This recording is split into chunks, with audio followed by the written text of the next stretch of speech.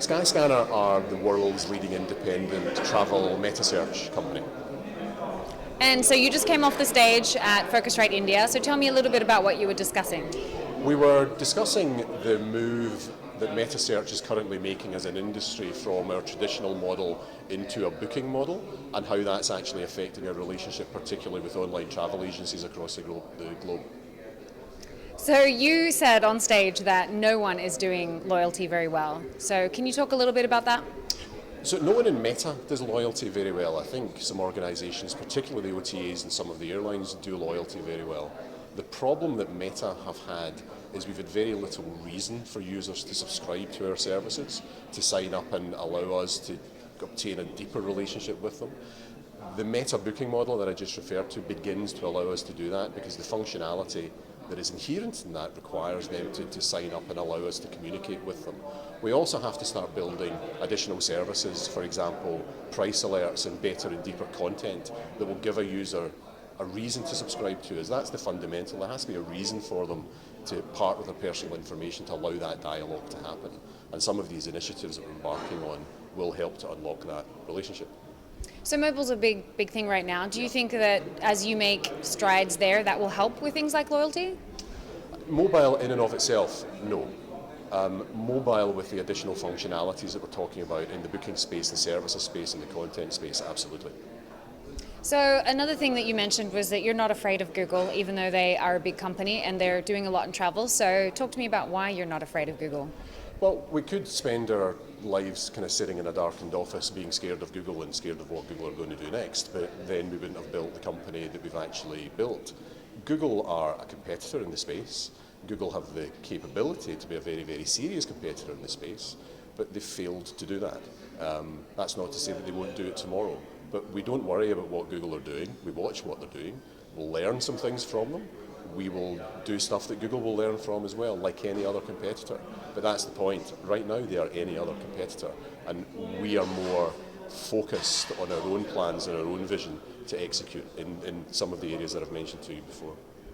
So you talked about your growth in Center Stage and how phenomenal it's been. Is that APAC as well? Is that included? And how is the APAC region different from, say, the US and Europe? Okay. So our growth is across the globe.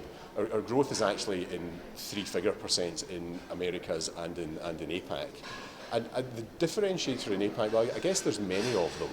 The most significant one, I think, is in the mobile space and the growth of mobile. A couple of the statistics that I quoted on stage, although globally we have 60% of our visitors from mobile, which is a huge shift over the years.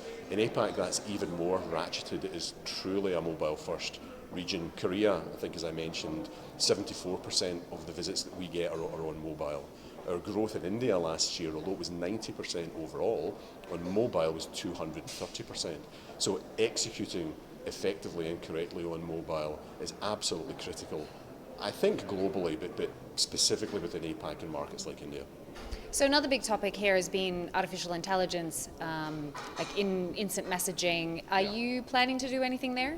We're already in that space. So we recently launched voice integration with Amazon, with Alexa. We are working with other providers in that voice space and kind of artificial intelligence underpinning that. So yeah, absolutely.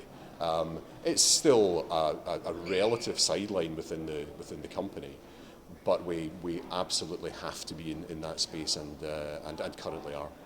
How is it affecting people using it? Is it working, or is it still just too early? It's too early. It is too early. We don't really see any blip in our overall business metrics, but that's not to say that we shouldn't be into it early. So you're a great partner of Phocuswright. You come to a lot of our events. Why is it important for travel industries to be at an event like this? Phocuswright is, beyond any shadow of a doubt, the best event or the best series of events for us.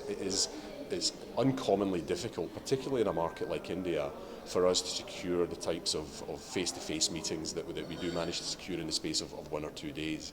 We've been here since the start of the conference. We've met with all of the major travel agencies, 2 or 3 of the major airlines, a lot of our technology partners and potential providers, advertising technology companies, and just generally folk in the travel industry to share share thoughts and experiences and views of where this is all going. That would simply be impossible sitting in our kind of HQ in Edinburgh or from our office in Singapore, as well as the quality of the speakers and the quality of the content that you can learn from. So whether it's here in India, in Dublin or across in the States, the opportunity that affords us to network more than anything else is fundamentally important and unique.